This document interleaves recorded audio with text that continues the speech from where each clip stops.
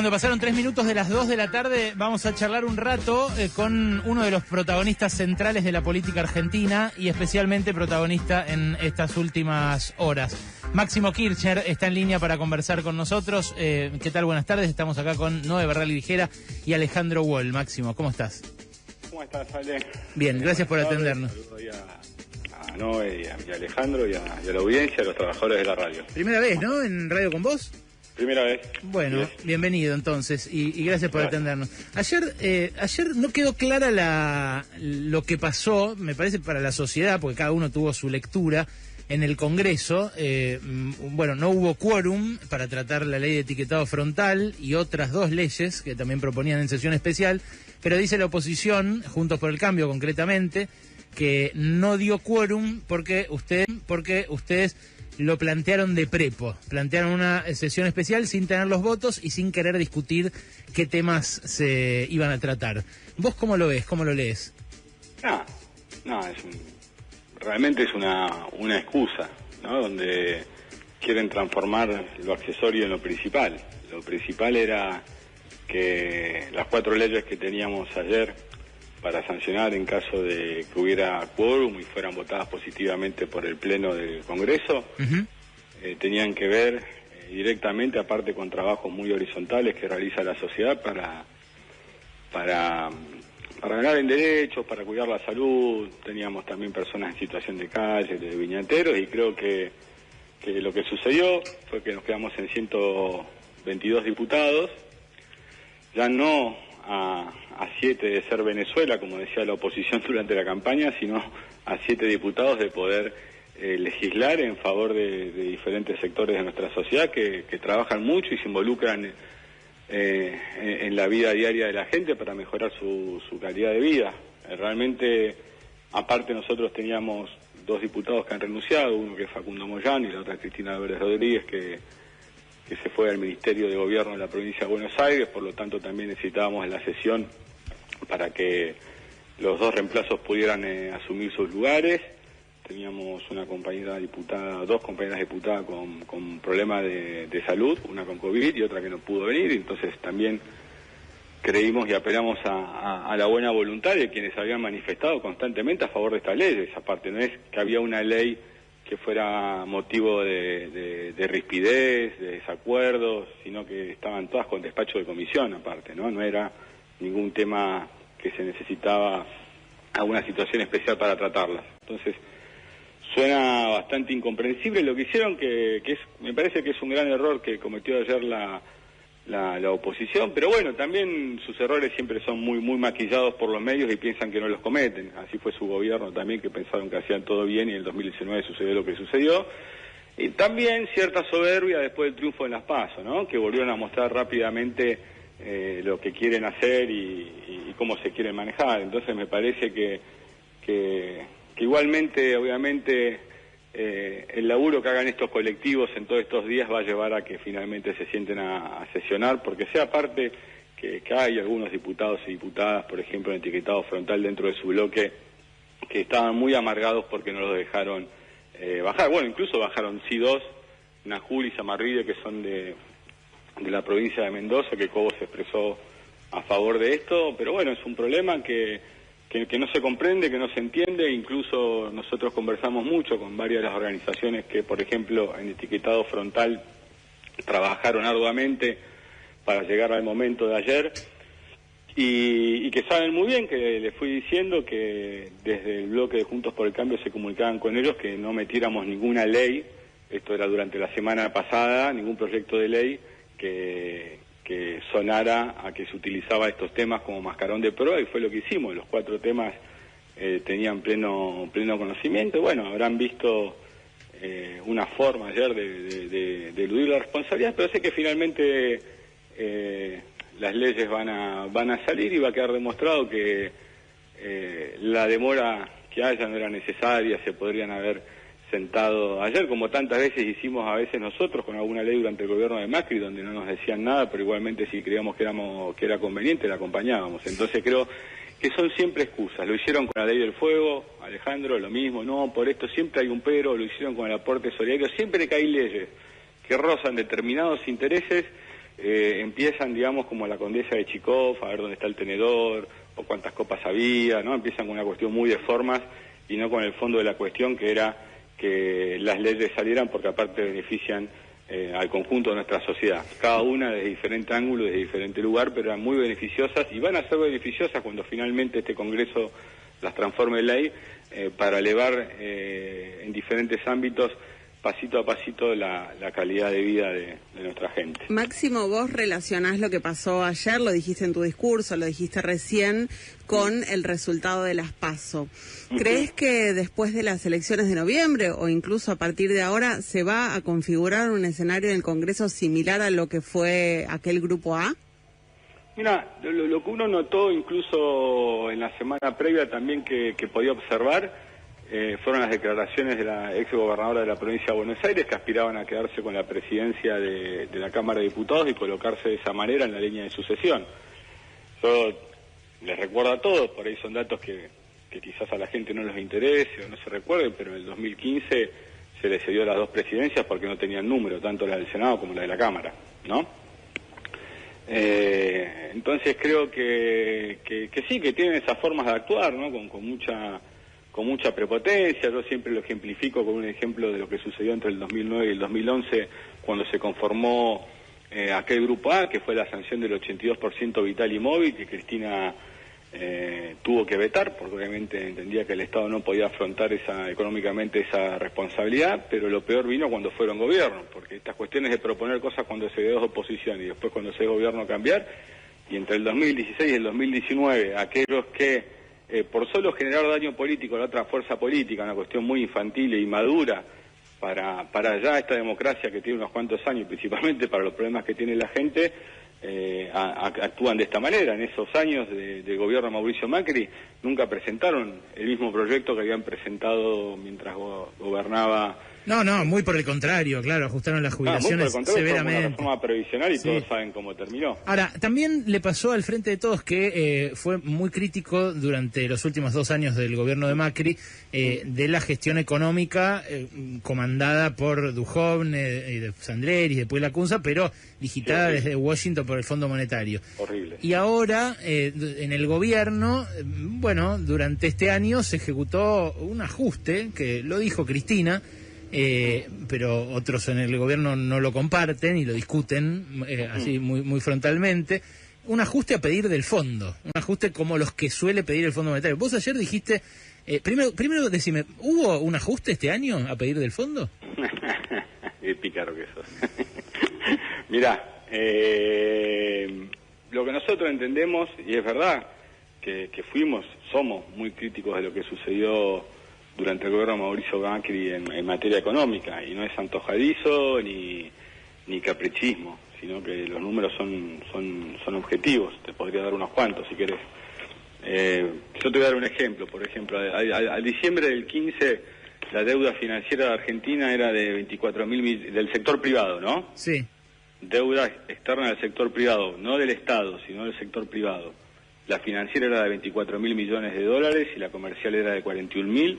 A diciembre del 19, de 24.000 de financiera pasamos a 45.000 millones, 21.000 millones más, y la comercial se redujo de 41.000 a 38.000 millones. Los totales te dan que se incrementó prácticamente en 20.000 millones de dólares en 4 años de macrismo la deuda externa del sector privado. Pero, Máximo, este público al que le estás hablando vos está acostumbrado a escuchar esto todos los días. Yo entonces, lo digo todo el tiempo. O sea, ¿no? Eso primero. Y entonces vos me planteás, bueno, ¿qué sucedió ahora? Primero que cuando el gobierno arrancó, tuvo muy pocos meses una situación normal, como la que gozó el macrismo durante sus 4 años. Es cierto.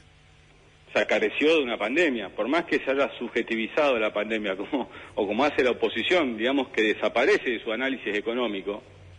Es extraño que un fenómeno global como la pandemia que afectó todas las economías desaparezca del análisis económico en la Argentina. Es sumamente extraño. Sí, es probable. Es muy difícil tabular en serio un debate y una discusión que le permita a la sociedad establecer, digamos, cuáles son los parámetros objetivos de la situación actual y hacia dónde requerimos ir para que más argentinos y más argentinas vean mejor. Y vos me preguntás y me decís si hubo un ajuste o no hubo un ajuste. Cuando el ministro Guzmán vino a este Congreso con el anterior presupuesto, nos explicó y nos dijo que era un presupuesto que contemplaba varias situaciones. Una de ellas era que no hubiera pandemia y que el déficit esperado para eso fuera de 4,5 puntos. Y al final hubo segunda ola y tercera ola. Y cambió, se adecuó el rol del Estado o la potencia económica del Estado para sostener la economía a esa realidad que el presupuesto no preveía, ¿o no se adecuó? Nosotros creemos, y lo hemos conversado con él, que deberíamos haber profundizado mucho más ese tipo de políticas y la inversión del Estado, ¿no? Que no es gasto, menos en una situación de pandemia, Alejandro.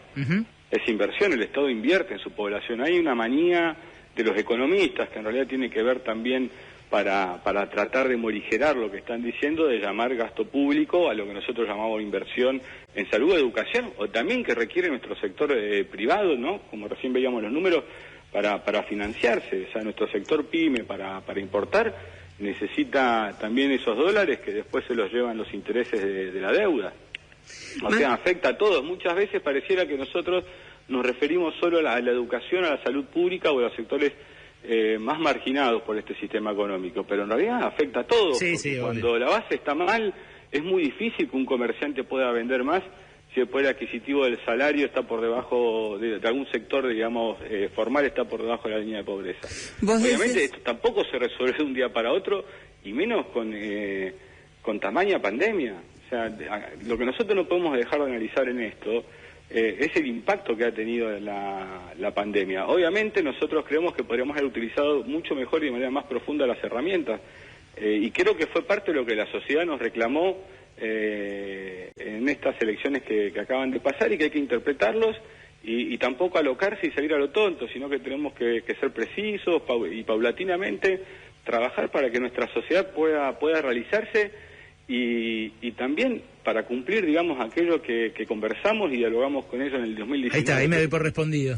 Vos decías, Máximo, que lo han hablado con Guzmán. ¿Qué responde Guzmán en estas conversaciones? Vamos hablando, él teniendo diferentes explicaciones, pero seguramente los puntos de acuerdo van a estar. Hoy diputadas y diputados de este Congreso, y calculo que también senadoras y senadores, todo el mundo está trabajando sobre el presupuesto, que obviamente se manda en un inicio para poder trabajarlo y irá sufriendo modificaciones, pero no en los términos que muchas veces uno ve en los medios de comunicación, tal presión a tal o tal. Es todo mucho menos dramático y es parte de la construcción de un presupuesto que requiere la participación, porque para eso la sociedad elige representantes en diferentes ámbitos. Bueno, en el Congreso lo que hay están los representantes de las provincias, tanto en el Senado y del pueblo de la Nación en uno la de los ítems que van a tener que modificar seguramente, si buscan preservar el año que viene el poder adquisitivo de los sueldos, es el de las tarifas, porque la reducción de subsidios que fija el presupuesto marca que el aumento tarifario debería estar entre el 30 y el 40%, y en el caso de Denor y de Sur, que tuvieron solo 9 este año, como el 60%. Mira, la expliqué. Primero está la realidad, ¿no? Y después están las cuentas y cómo vamos enlazándolas. La realidad es que con un aumento menor, pero infinitamente menor de la lógica que tuvo el macrismo, que superó por largo a lo que era el rodrigazo, pero por largo, en la Argentina tenemos también hoy una cadencia inflacionaria que debemos trabajar para que baje. Entonces, imaginemos que si en vez de haber habido este aumento del 9% para Denor y de Sur, lo que es el AMBA, o lo que estableció el gobernador Kicillof para el interior de la provincia de Buenos Aires, del 7% en materia de energía eléctrica, imaginemos de haber sido del 30 a 40% de aumento, no solo en qué condiciones estaría, digamos, el ciudadano en su casa, ¿no?, pagando los servicios de su hogar, que ya venía aparte sobreendeudado. Hay mucha gente en Argentina que está sobreendeudada, que incluso durante el macrismo tuvo que pedir crédito para pagar las tarifas. Bueno, la gran pregunta es si el Fondo Monetario va a permitir eso, porque vos ayer decías, si el fondo viene con un plan, con un diseño económico que ya fracasó, es un problema. Espero que hayan aprendido. Yo vi los acuerdos que firmó el Fondo Monetario, los stand-by desde que empezó la pandemia, Ucrania, Egipto, Senegal, por ejemplo, y da la sensación de que el aprendizaje que vos le pedís no lo hicieron. Siguen exigiendo lo mismo y las metas son las mismas de ajuste. Mire, yo lo que creo es que si la pandemia cambió el mundo, estamos todos de acuerdo que esta pandemia cambió el mundo tal cual lo conocimos antes de que se iniciara. Sí. Bueno, el fondo queda dentro de este mundo, debería cambiar también su lógica. ¿Y si no? si no va a chocar con la realidad, no con una fuerza política o con un pensamiento de un dirigente en particular. La realidad es la realidad. Bueno, pero fuera de ella no es conveniente. Está bien, pero se generan hechos que para la Argentina, aparte la memoria de los argentinos respecto de estas planes enlatados, soberbias, o de que te apliquen poder, porque soy el fondo y voy a hacer lo que quiera, bueno, por hacer lo que quiere no va a obtener los resultados que espera tampoco. ¿Hay alguna posibilidad de que Argentina rompa concretamente con el fondo o rechace abiertamente sus exigencias en caso de que sean intolerables? Porque si esa posibilidad no existe, la debilidad en la negociación es irremontable un poco, ¿no? Mira, Ale, yo lo que veo y creo, y siendo testigo de un proceso histórico como fue el del 2003 hasta el 2005, fines del 2005, donde se canceló la deuda con el fondo, sí, es que los argentinos y las argentinas no tienen ninguna responsabilidad en esto. Se hizo un esfuerzo muy grande y se cancelaron 10.000 millones de dólares en esa oportunidad. Y si bien fue un presidente el que instrumentó la decisión política de cancelar la deuda con el fondo, lo único que hizo aquel presidente fue poner en valor el sacrificio, la sangre, el sudor y la lágrima de los argentinos y las argentinas, que incluso en el momento de la cancelación de la deuda con el fondo tenían números de pobreza, de indigencia y desocupación altísimos. Pero fue también esa decisión la que nos permitió que esos números mejoraran constantemente hasta el 2015. Ahora, porque Argentina pudo darse la oportunidad de diseñar una política económica propia. O sea, nosotros no es esta cuestión que se plantea, ¿no?, de infantilismo, de pagarle, o sea, tiene que haber un criterio racional y lógico que le permita al Fondo Monetario Internacional cobrar lo que prestó de manera inexplicable aparte, porque lo que no puede explicar aún el Fondo Monetario Internacional Argentina es por qué le prestó semejante suma de dinero a Mauricio Macri, 44.000 millones de dólares, e incluso cómo firmaron, por ejemplo, que se pagara el año que viene 18.000 millones de dólares. ¿Cómo pensaron que iba a funcionar? A mí me interesaría mucho que los técnicos del Fondo Monetario Internacional y quienes firmaron por el gobierno argentino esta deuda, que me explicaran cómo pensaban abonar 18.000 millones de dólares el año que viene, que es lo que venimos reclamando, porque por ahí tenían un plan, había una idea y no la conocemos.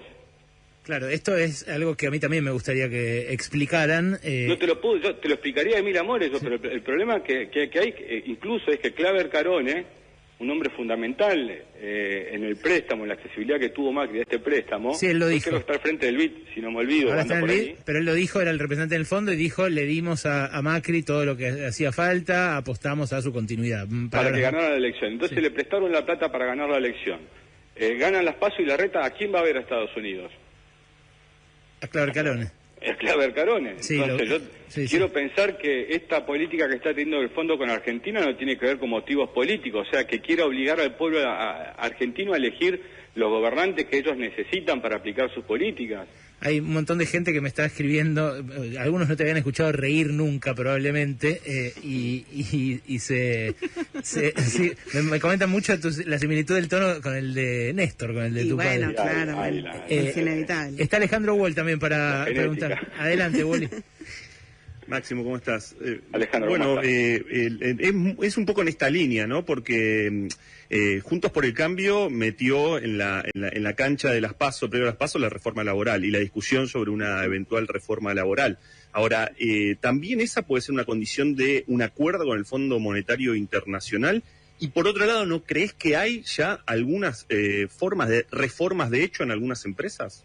Mira, lo que uno ve, yo hasta ahora no tengo conocimiento de qué es lo que pretende el fondo, aunque como bien decía Ale, hay ejemplos sobrados a lo largo y el resto del mundo y de su historia, ¿no? Pero bueno, uno aspira a que una situación como la pandemia, que cambió el mundo, también los cambia a ellos, si no es como que tienen coronita, tienen un privilegio, cambia todo menos ellos en su forma de entender la economía. Y lo que sucede, sucede. Y después, con el tema cuestión laboral, o cuando escuchamos hablar, por ejemplo, en estos últimos días, del tema de las indemnizaciones y cómo esto a veces afecta a las pymes, bueno, habría que ver, por ejemplo, entre el 2016 y el 2019, por qué cerraron más de 100.000 pymes en Argentina. Si fue por las indemnizaciones o por las políticas económicas que aplicó el gobierno. Si es por las indemnizaciones, lo estudiamos. Pero también ellos tienen que entender que si fue por las políticas económicas que aplicaron y siguen proponiendo, no las podemos volver a hacer, porque más allá de lo que se haga con las indemnizaciones, las pymes van a seguir cerrando. Si no hay un continente económico donde puedan funcionar. ¿Y qué quiere decir que haya un continente económico donde poder funcionar? que el pueblo argentino, que los ciudadanos y las ciudadanas argentinas tengan un poder adquisitivo suficiente para poder consumir de esa manera, crear un círculo virtuoso en nuestra economía. Esto de crear un capitalismo sin consumo es muy complejo de implementar, diría imposible. Vos el año pasado fuiste crítico con Claudio Moroni, específicamente con lo que sucedía con Mondelez, en donde él avaló una serie de suspensiones. ¿Crees que la línea del Ministerio de Trabajo modificó? ¿Ves que hay un trabajo que está bien hecho? ¿Cuál es tu lectura? Yo creo que siempre todos podemos mejorar, que todas podemos mejorar y que nadie puede, ni yo puedo sentirme ofendido cuando un compañero o una compañera me marca un error, ni un ministro y una ministra pueden sentirse ofendidos. Por demás, tenemos que tener la capacidad suficiente para saber amortizar las críticas y también poder estudiar dónde y cómo se produce el error. ¿Hacen falta más cambios en el gabinete después de los que hubo ya la semana siguiente a las PASO? Eso lo decide Alberto. Yo creo que hay que trabajar todos los días. Es muy lógico que después de un resultado electoral en parte como el que se dio y tras una pandemia de las características que se dio, que personas que tuvieron roles fundamentales a veces tengan que dar un paso al costado para descomprimir ciertas situaciones. Eso pasa habitualmente, por ejemplo, cuando se creó la figura en la constituyente del 94 de la jefatura de gabinete. No solo es una situación administrativa, sino política su creación. Y más allá de que los cambios... Después de la 125 se fue Alberto y hoy es presidente. Después de la derrota con Narváez se fue Massa y hoy es presidente de la Cámara de Diputados. O sea, creo que hay que desdramatizar un poco algunas cosas que tienen más que ver con el desarrollo institucional y diario de la actividad. Y con una mano en el corazón, ¿crees que se puede dar vuelta? Más allá de que sean los cambios correctos, de que funcionen las medidas, de que hayan llegado las medidas en la cantidad que se esperaban para atender esas demandas insatisfechas, ¿te parece que se puede dar vuelta a un resultado así? Mira, creo que por lo que yo pude conversar con diferentes personas que integran nuestro gobierno, nadie está pensando que a partir de estas medidas estemos pensando en un resultado electoral, que tienen que ver también con que más allá del 14 de noviembre, las diferentes medidas de corte económico que se tomen ahora, por ejemplo, tienen que ver con la paulatina recuperación del poder adquisitivo del salario de la gente. Si después el 14 de noviembre hay una victoria electoral o en alguna provincia se logra dar vuelta a un resultado, bueno, bienvenido sea, no te lo voy a negar como integrante de una de las fuerzas políticas que compite allí, pero el interés supremo nuestro siempre es elevar la cantidad de la calidad de vida de nuestra gente y que eso repercuta en que todos los argentinos y las argentinas podamos vivir mejor después de un episodio tan profundo y grave que nos ha afectado a todos y todas de diferente manera, como lo fue la pandemia. Cuando uno miraba, por ejemplo, este fin de semana algunas imágenes de cómo la gente iba a la cancha o diferentes situaciones, verlos con esa sonrisa, o ver a los pibes que por ahí pueden volver a salir a bailar o volver al club, ver esas sonrisas, el reencuentro, para mí es fundamental. Creo que los problemas se llevan de otra manera también cuando te puedes ver. Los argentinos y las argentinas atravesamos diferentes momentos críticos o situaciones críticas en lo económico, pero siempre teníamos la oportunidad de encontrarnos para protestar, para compartir penurias, pero podíamos vernos y compartir los lugares físicos y charlar sobre lo que nos pasaba. ¿Eso te parece que influyó en la derrota? ¿La falta de calle? Sí, fuimos rehenes durante un año y medio de las pantallas, lo que llamo a veces, como dice una canción, el invierno de las pantallas, y eso a una fuerza política territorial como la nuestra la afectó.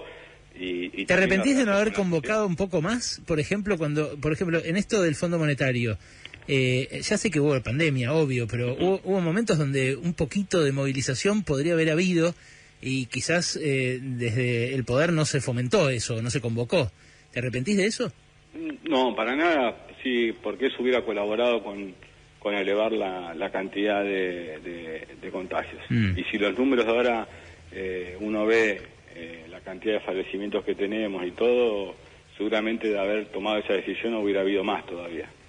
Entonces creo que es cierto que afectó, incluso yo creo que cuando se presentó el tema del aporte solidario lo tratamos, hubo una movilización, pero era todo muy tenue por una situación también que nos excedía. Digamos, uno le encanta la movilización, me gusta que la gente pueda expresarse, tanto en favor como en contra, soy muy respetuoso de las manifestaciones populares y ciudadanas, pero había que tener, por más que nos saliéramos de la vaina por hacerlo, la responsabilidad de tratar de no elevar la cantidad de contagios, de no saturar el sistema sanitario, porque aparte, por ahí, hace un año atrás, mucha gente aplaudía a médicos, médicas, enfermeros y enfermeras, y han estado en cada lugar, en cada hospital, dando una batalla inmensa para salvar. ¿Quién debería reemplazar a Elena Hayton de Nolasco en la Corte Suprema, Máximo?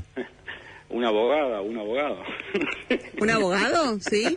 ¿O una abogada? Abogada, qué sé yo, ya sé que se va la única mujer, pero mira, queda solamente de aquella corte que se generó a partir del 2003, queda el Ornesetti, creo, ¿no? ¿Y Maqueda? Maqueda lo nombró Duhalde. Ah, tenés razón. Duhalde. 2002. Y hay dos nombrados por Macri. Sí, por Macri y por una persona que no está en el país en este momento. Sí. Y bueno, los dos no Pepín están. podría decir, ni Macri ni Pepín están en el país, efectivamente. Exactamente, así que hoy el 50% de la Corte Suprema fue nombrada por Mauricio Macri, que solamente estuvo 4 años en el gobierno. ¿Y quién podría ser una figura de consenso en ese contexto? No, yo no me animaría a decir un nombre. Creo que es un proceso que habrá que debatir y discutir en otros ámbitos. Ojalá sean personas que tengan que ver con defender el interés de una sociedad y no de las corporaciones. Ahora, si no se pueden poner de acuerdo en un quórum para una ley en la que encima ya están de acuerdo, como la de etiquetado frontal, ¿cómo va a haber una jueza electa por 2/3 de ambas cámaras? Es medio imposible de imaginar, ¿no? Y a un momento, mira, primará la racionalidad. Igual, viste que hay gente que a veces tienen posturas como la del 2015, que decían que un gobierno en su último año no podía proponer un juez de la Corte. ¿Ustedes se acuerdan de eso, no? Sí, claro. Una máxima que apareció de repente, que todos desconocíamos y que... Como la máxima de no discutir leyes que tengan que ver con el sistema electoral en un año electoral. Y claro, que era lo que querían hacer ayer, ¿no? Claro. Que nos querían emplazar a que se empezara a discutir el tema de la boleta única. Es muy difícil, no han valorado nada. Yo charlé mucho con ellos, con los referentes de la oposición o de los diferentes bloques, porque aparte es muy complejo el entramado interno de ellos. Entonces, cuando estaba esta cuestión de suspender las PASO, yo siempre le garanticé que no le íbamos a suspender, que sí necesitábamos quizás posponerla, y fue un éxito posponerla, pero no un éxito electoral de unos u otros, sino un éxito para la gente porque pudo concurrir a votar con una tasa de contagio mucho más baja de la que hubiera sido cuando teníamos que votar según marca la ley, ¿no? Y algo que ellos sí dijeron que estarían dispuestos a votar es el pliego de Daniel Rafecas como procurador. ¿Eso sí puede avanzar? Y dicen, manda mensajes, ¿no? Como dice la canción, y después no pasa nada. Nati Peluso, sí, Nati Peluso. Bueno, pero por ahora digamos que el Frente de Todos tiene dominio en el Senado, medio que depende también del Frente de Todos si lo mueve o no. ¿Qué querés que te diga yo? Yo tengo toda la paciencia del mundo. Estamos viendo cómo se desempeña y hay muchas contradicciones internas de ellos. O sea, un día pueden decir una cosa, otro día dicen otra. Es complejo. Pero bueno, también creo que son parte de los problemas que tienen todas las fuerzas políticas. No me corresponde a mí de definir cómo deben plantearse ellos. Bueno, hablando de problemas dentro de las fuerzas políticas, Fernanda Vallejos, se ventilaron audios muy, pero hiper mega críticos de ella sobre el presidente, sobre el ministro de Economía. ¿Crees que debería seguir siendo diputada? Mira, yo te voy a decir una cosa. Yo nunca opiné sobre las conversaciones de Cristina y Oscar Parrilli, por ejemplo.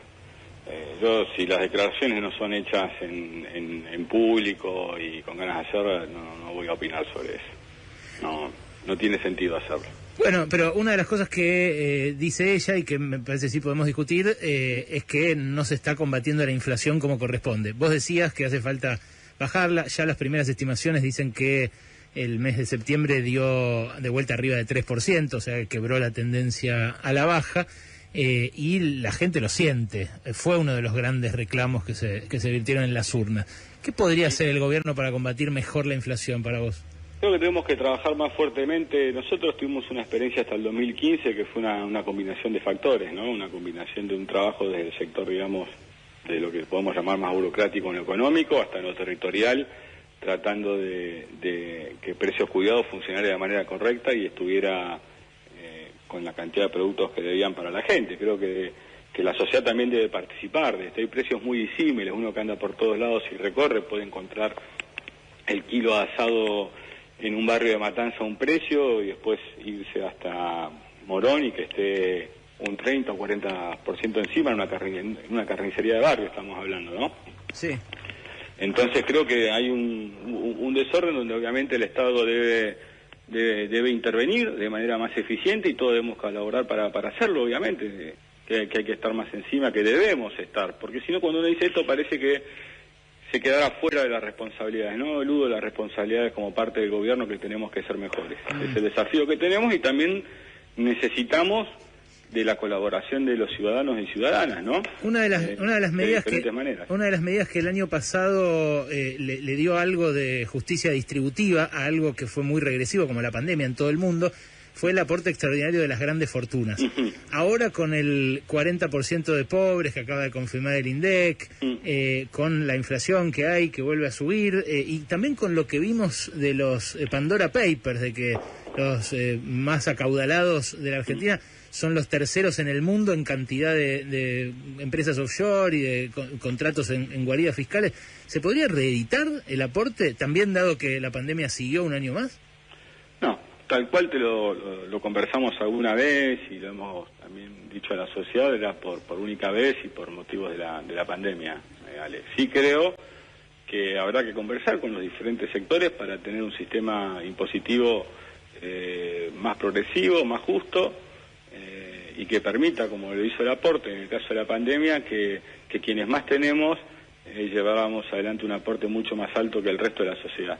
Y creo que es lo correcto y que es el camino y que hay que hacerlo, obviamente no ni a los empujones ni con una idea revelada, sino cada uno con su verdad relativa y en búsqueda de una síntesis superadora que nos permita a todos salir adelante, porque la idea que tenemos nosotros es la de un país mejor, incluso de aquel que le dejamos a Macri en el 2015, ¿no? En Chile el Congreso va a investigar a quienes aparecen en los Pandora Papers habiendo, evadido, fugado. En Argentina lo único que sabemos hasta ahora es que la AFIP va a revisar esas cuentas. ¿Hay alguna intención de que el Congreso también...? Hasta acá nadie ha presentado nada en ese sentido. Si lo va a hacer la AFIP me parece que es el órgano un órgano de aplicación que tiene que ver bastante con el tema.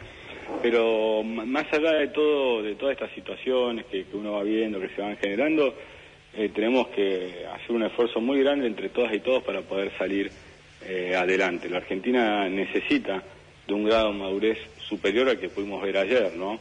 Que por alguna cuestión menor no se sentaron a sesionar, además teniendo integrantes del bloque que querían hacerlo. Entonces, creo que el desafío que tenemos por delante como país, y lo hablábamos recién cuando hablamos de este tema, ¿qué es un problema para el sector pyme, industrial, comercial nuestro en la Argentina? Las indemnizaciones o las políticas económicas donde se desarrolla la vida diaria de la fuerza del trabajo y del capital. Entonces me parece a mí que siempre lo esencial es que haya un continente económico que permita el desarrollo de todo aquello positivo que tiene nuestro país y que de hecho lo tiene. O sea, nosotros no es que estamos hablando sobre un terreno de hipótesis, de tomar decisiones en un sentido y que esto quizás pasaría, sino que entre el 2003 y el 2015 muchas cosas salieron bien, otras tantas no también. Pero quiero decir que nuestro país tiene la experiencia de que una lógica económica diferente a la que implementó el macrismo ha tenido éxito. De hecho, el macrismo, si caracterizó algo en boca de Duhovne, fue que una de las mejores cosas que tenía cuando recibieron el país era el nivel de desendeudamiento que tenía. Bueno, sí, dijo que había ese nivel de desendeudamiento fue utilizado, digamos, no para capitalizar a la Argentina, no para capitalizar a sus industriales, a su industria y a su gente. Más bien fue todo fugado y timbiado y hoy las consecuencias están. Porque si vos me decís que el préstamo del fondo o los fondos que venían, digamos, a especular a Argentina, hubieran estado puestos hoy en tener aviones de carga para la empresa, para aerolíneas argentinas, para mejorar los puertos, las rutas, bueno, está bien, tomaste un crédito, pero te capitalizaste para generar la riqueza suficiente para devolver ese préstamo también. Pero no pasó nada de eso, es Nada clarísimo. Estamos hablando con Máximo Kirchner, nos estamos excediendo un poco de lo que habitualmente duran nuestras entrevistas, pero te robo 5 minutos más nada más, Dale. Máximo. ¿Cuánto daño le hizo, volviendo a las elecciones y a las PASO, la foto del cumpleaños de Fabiola en Olivos al oficialismo? No lo he medido ni es muy difícil saber, obviamente que tienen sus impactos y aparte fue llevado a un límite por los medios de comunicación muy diferente, por ejemplo, a cuando la Reta decide irse. Está bien, pero sacando eso, a vos, por ejemplo, ¿qué te generó? Uno no lo puede sacar, Alejandro. Los errores, digamos, que se puedan cometer existen y creo que el presidente dio cuenta de ello y para mí es un tema superado. El problema es la utilización que ha hecho, digamos, exacerbadamente esa inteligencia común, tácita o no, que existe entre la oposición y los grandes medios de comunicación en la Argentina. Y eso está ahí. También en estos días... Es latente. Sí, y uno lo nota todos los días y minutos y horas de cada día. Pero vos ese día cuando salió, ¿qué sentiste? ¿Sentiste que iba a haber un daño? ¿Puteaste al aire? ¿Mandaste un mensajito puteando? ¿Qué fue? No. Fue un error y pensé solamente en cómo lo podía tomar. Yo no me gusta ponerme en fiscal de nadie. Yo creo que las argentinas y los argentinos hicieron la cuarentena lo mejor que pudieron. Incluso el presidente. Yo creo que todos hicieron lo mejor que pudieron. Y fue muy difícil. Otra cosa que se está diciendo... Fue muy difícil. Yo te lo digo hasta de lo personal, a mí las sobreactuaciones, las indignaciones, generalmente mientras más se indignan y más sobreactúan, menos les creo. Qué sé yo, en mi caso estuve mucho tiempo lejos de mi hija, de mi hijo. Sí, fueron desgracias por y no por eso no voté al frente de todos, digamos, por un error que puede haber cometido el presidente y porque pidió disculpas, digamos. O sea, mi voto no se decide por eso. ¿Vos y Cristina le intervinieron el gobierno a Axel Kicillof después de las PASO? Bueno, eso leo en... Es muy buena, esa es buena. Claro. Es que así lo dijeron muchos analistas políticos después de que, se dio el viaje de Axel al Calafate, esos cambios en el gabinete que él había antes resistido, y la entrada de intendentes que hasta ahora, no formaban parte de su gabinete. Yo creo que se inició otra etapa y no es intervención, no intervención. Axel es muy capaz, creo que no voy a errar en lo que voy a decir. Creo que es el primer economista o ex ministro de Economía de la Argentina del 10 de diciembre de 1983 a la fecha que es elegido para un cargo ejecutivo y nada más y nada menos que la provincia de Buenos Aires, ¿o no? Sí. Y creo que eso habla a las claras de su calidad como ministro, obviamente dentro de un dispositivo político que conducía a Cristina como presidenta, como también, digamos, su capacidad de trabajo y lo que ha hecho es una lectura de un momento que obviamente uno sabe cómo se elaboró en el gobierno de la provincia de Buenos Aires, en una situación que se había recibido de María Eugenia Vidal desastrosa. Porque la particularidad que tenía Vidal, uno puede decir, mira, yo no puedo abrir este hospital porque no tengo los fondos suficientes, no por un montón de motivos. Pero no sacar chapa de Taura o de Maleva diciendo, no voy a abrir hospitales porque no quiero, no voy a abrir universidades porque no. Son diferentes como uno se expresa también y cómo lo entiende, ¿no? Sí. Con quién eleva el tono de voz y con quién no lo eleva. Miremos si hubiera tenido esa decisión para ir a decirle a Macri lo que le estaba pasando a los habitantes de la provincia de Buenos Aires, que no podían pagar las tarifas o que no llegaban a fin de mes. Entonces creo que el laburo que se hizo en la provincia de Buenos Aires, donde todo avisoraban, aparte que flotara por los aires, fue muy bueno, no solo aparte del gobierno de la provincia de Buenos Aires, sino que el gobierno de la Nación colaboró muchísimo para que eso no sucediera. Hablas de Vidal, has tenido conversaciones con ella, contadas incluso por ella. ¿Te la imaginás votando para quitarle a Sergio Massa la presidencia de la Cámara? Sí, porque lo ha dicho. O sea, no es una cuestión de mi imaginación, ¿no? ¿No crees que es simplemente campaña? ¿Crees que efectivamente lo van a hacer? Si es simplemente campaña es 2 veces peor. Se tiene que terminar esa cosa que decimos cosa en campaña para ver si sacamos un voto más o un voto menos. Es una irresponsabilidad manifiesta. O sea, no puedo, aparte siendo gente que realmente reclama seriedad, ser tan poco seria de querer juntar algún voto más diciendo que se va a quedar con la presidencia de la Cámara, que fue el principal problema. Yo pensé de última que iba que la primera propuesta de ella iba a ser como pagarle al Fondo Monetario Internacional, no que ir a quedarse con la presidencia de la Cámara. Pero bueno, yo creo que también los mostró tal cual son. Rápidamente mostraron otra vez ¿para qué solicitan el voto de la gente? Que no es para mejorar su calidad de vida, sino para hacerse de, por ejemplo, la presidencia de la Cámara.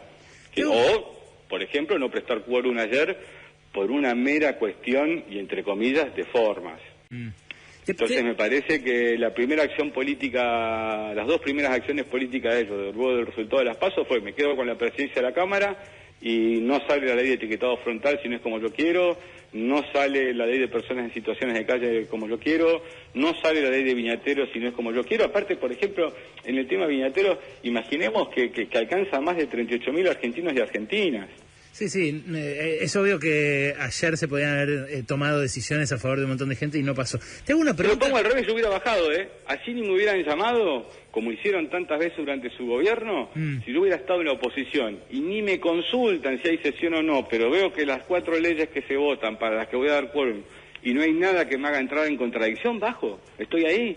Pero mirá que me voy a poner a hacer demorar a la gente con algo que estoy de acuerdo. Máximo, te hago una pregunta que te pido, por favor, que no te tomes a mal y es hecha con la mejor intención.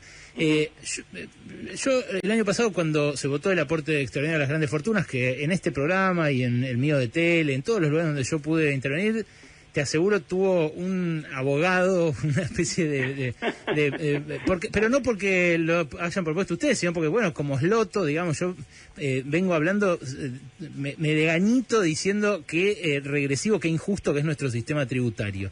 Y una de las cosas que me pareció destacable es que lo propusieras vos, junto con Carlos Heller, siendo dos tipos de alto patrimonio. Vos, de hecho, tenés más de 200 millones de pesos y por eso pagaste el aporte extraordinario de las grandes fortunas.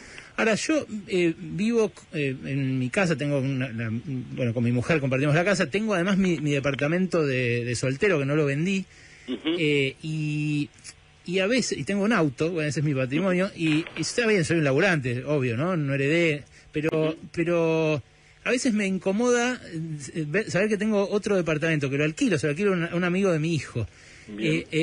Vos... ¿Cuántos años tiene tu hijo?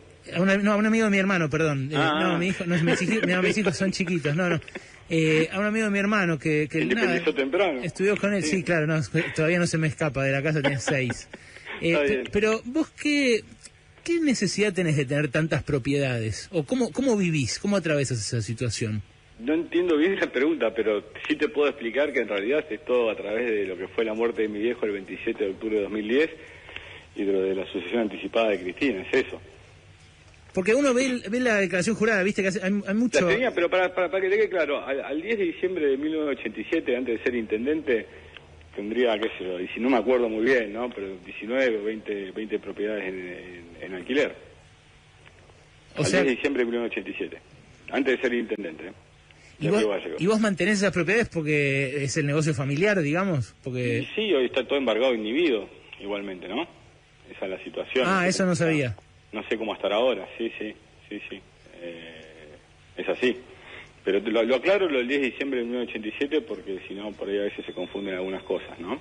No, está bien. Yo te lo pregunto porque, nada, es algo que te distingue. A mí, yo ya con lo que tengo estoy muy por encima del promedio de la población. Y obvio que lo importante de lo que hacen ustedes es cómo gobiernan o para quién gobiernan, pero tu condición de tipo tan acaudalado, nada, bueno, alguno obviamente le puede hacer ruido y quiero saber cómo lo vivís vos. Bueno, obviamente que ese tipo de situaciones puede entrar aparejado de lo que vos decís, pero no, yo creo que no pasa por ahí. Creo que como vos dijiste, cuando uno está en un lugar de decisión para quién y cómo gobierna. Incluso si te pones a pensar, uno terminó legislando un impuesto por el que se había alcanzado, que generalmente lo que ve en la Argentina es todo al revés. Sí, pero después está el ejemplo, o sea, lo que se le demandaba a Alberto cuando nos puso en cuarentena tan estricta y después hizo la fiesta. Yo no te digo Pepe Mujica, tampoco el extremo. No, ese, pero vos me preguntás cómo... No, creo que todos saben más o menos cómo uno se mueve y se desempeña, está más que claro. Así que no, eso tiene que ver con otro tipo de realidad. Bien. A mí, aparte, te voy a decir la verdad, a mí con la gente que, saliendo, digamos, de uno, la gente que le va bien o que tiene un ritmo de vida diferente al que uno desea o quiere, o esta cuestión que decís vos, yo con esto estoy bien, ¿no? pero otra gente se desarrolla mucho más o tiene una forma diferente de entender la vida. A mí no me molesta, a mí me parece que cada uno debe vivirla también como la sienta y también a través de lo que pueda generar. No, a mí ese tipo de cosas no me generan contradicciones, por decirlo de alguna manera. A mí me interesa sí que cuando estamos en los lugares que tenemos que representar cumplamos con la palabra por la que nos eligen. Bien. ¿No? Dos finales. Creo eso, Alejandro, que es fundamental, porque muchas veces se utiliza, ¿no? Como para demerituar o no hacer creer, no, pero si este hace, ¿no? Y empieza toda una cosa así media extraña. Es como si aquellos, digamos, como que exigirle a aquellos que no creen en los derechos laborales no cobren el aguinaldo, no se van de vacaciones porque no los defienden o votan fuerzas políticas que no lo defienden. Esto es medio extraño. Sí, claro. Dos finales, una mía y otra de Alejandro, que te va a preguntar sobre Racing, pero antes vos mencionaste al pasar aquel momento de 2003, la designación de Maqueda, antes en 2002, ahora están por cumplir 20 años del 2001. Y para toda esta generación fue, la generación de los que tenemos entre 30 y 50, fue algo que cambió la vida. ¿Vos qué recordás de ese 19-20 de diciembre de 2001? ¿En qué sentido te marcó? A ver, nosotros yo personalmente estaba en Santa Cruz. La realidad de la provincia era muy disímil en muchos puntos de la que se vivía en líneas generales en la Argentina. Era una provincia con desocupación baja, que abonaba los sueldos de los trabajadores públicos en pesos y en forma, no tuvo, digamos, una moneda provincial, ¿no? Que hubo 13 cuasimonedas, 14, no recuerdo bien. Uh-huh. No era que no había problemas, pero la verdad que la provincia de Santa Cruz estaba en condiciones mucho mejores que el resto del país. Y creo que las más notorias en ese 2001 eran San Luis y Argentina, ¿no? Si no me olvido, y alguna más, que por ahí estoy siendo injusto con algún gobernador. San Luis y Santa Cruz.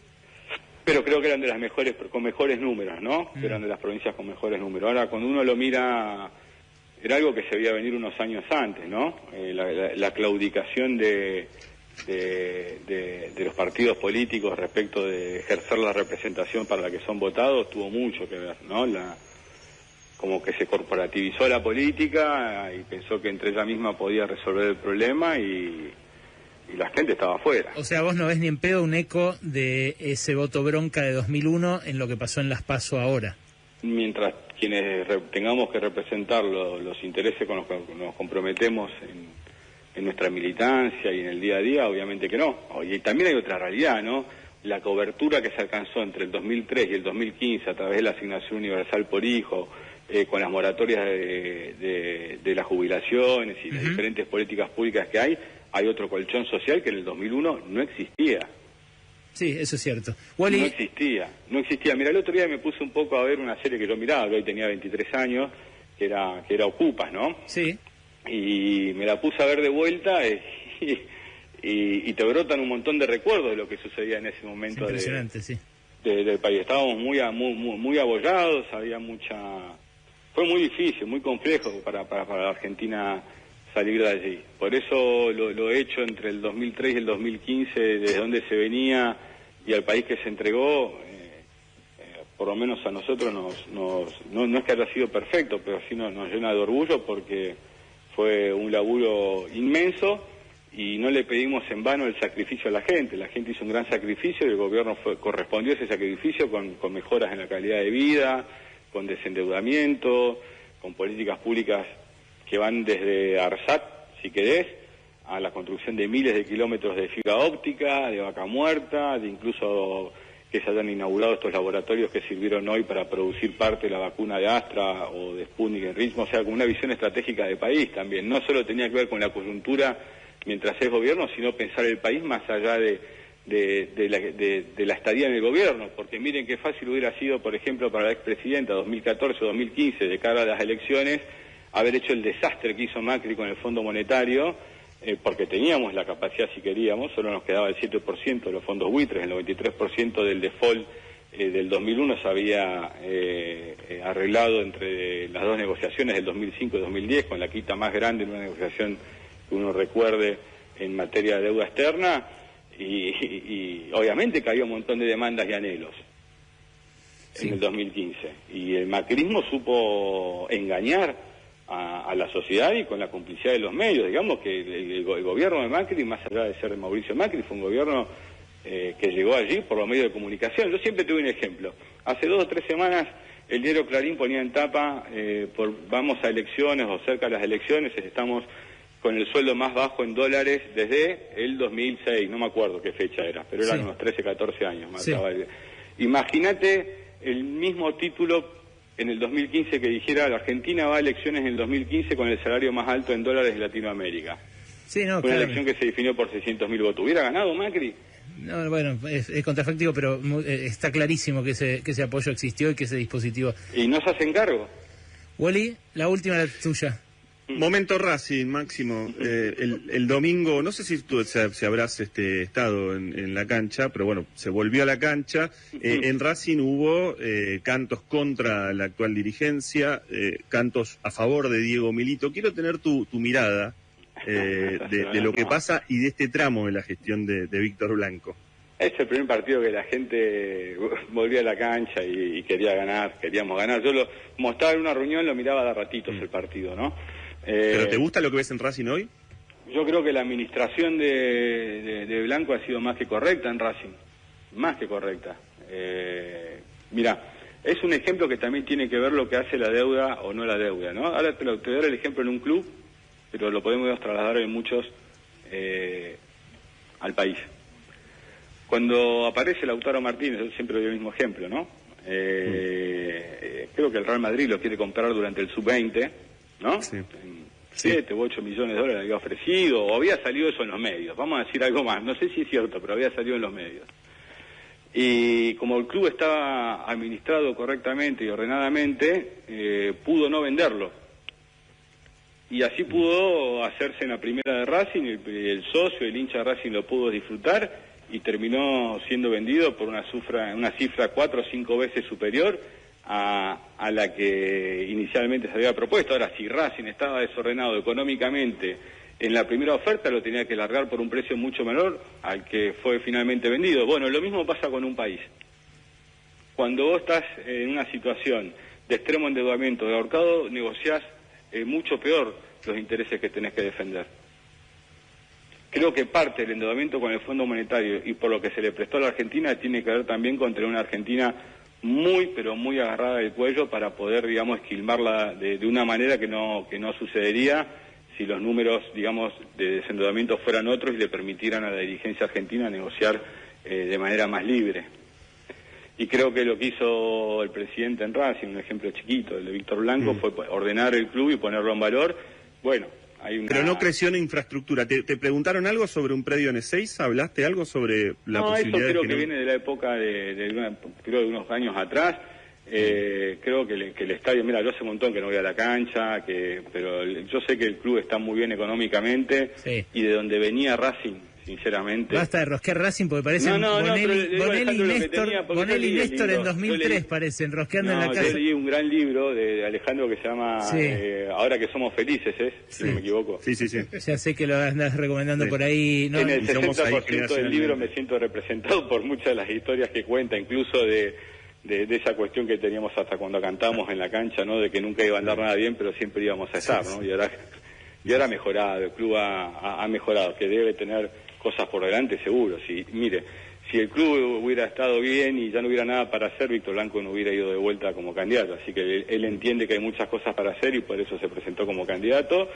Y bueno, y están las demandas de la gente, pero creo que tiene más que ver justo con una etapa de algunos resultados negativos que cualquier club la tiene, que con una mirada integral de lo que es la administración de Racing en estos últimos años. Máximo, me quedaron un par más para el futuro y sobre lo estructural, pero espero que se repita en algún momento breve. Ya hace como una hora que estamos hablando, así que ya largo. Sí, te agradezco mucho el rato. Muchas gracias a ustedes y gracias por la oportunidad de poder expresarme. Por favor. Les agradezco. Hasta luego. Máximo Kirchner, presidente del bloque de diputados del Frente de Todos, referente del oficialismo, por primera vez acá en Radio con Vos, en Pasaron Cosas. Pasaron cosas.